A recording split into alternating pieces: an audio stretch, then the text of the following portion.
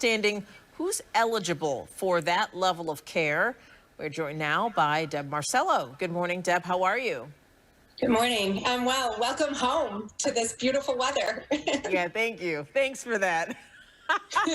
Really wish I extended the vacation a little bit longer. You might have been stuck in paradise. That would have been okay, but I'm glad to be here talking to you this morning. This is something that many families are trying to consider. Where do they start in terms of, determining who is eligible for this level of care?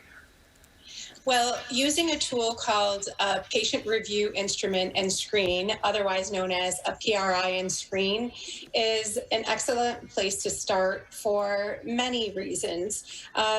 First of all, the PRI and Screen needs to be completed by a registered nurse who's certified in New York State to complete these evaluations. You can't just call any home care company or companion care agency and have it done. Myself being a registered nurse and certified in these, we can provide this for individuals. And while it is required by New York State to have a PRI and Screen to get into a skilled nursing facility, also known as a nursing home, long-term care facility. It's required for that, but oftentimes it's the best place to start to be evaluated when you're not sure what level of care is needed for your loved one. So walk us through the process. Could you walk us through the process in terms of, what the criteria holds? What are you looking at in terms of the screening process? Absolutely. The PRI focuses on physical, mental, and cognitive abilities. So it's more that objective information that we're looking at, some of the demographics as well. But the screening portion of it is looking at what is the ability of this individual to stay in the community or return safely to the community with the lowest level of care possible. We don't need to just put everyone into a nursing home or assisted living if they could be kept safely and comfortably in their home. So they would first give us a call. A lot of times attorneys are referring them to us to give this first evaluation, because even if individuals think they know exactly what level of care they need, it's not always accurate.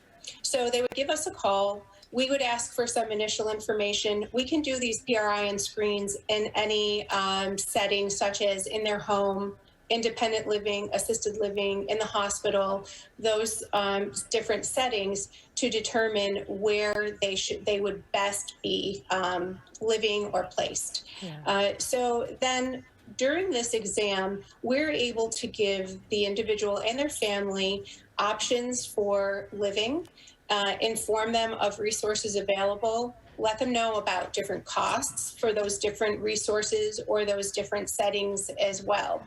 And oftentimes, if you've heard about community Medicaid, where the care is being paid for in the home by Medicaid, or even long-term care where they're on Medicaid and going to a nursing home, having a PRI and screen is necessary for that as well.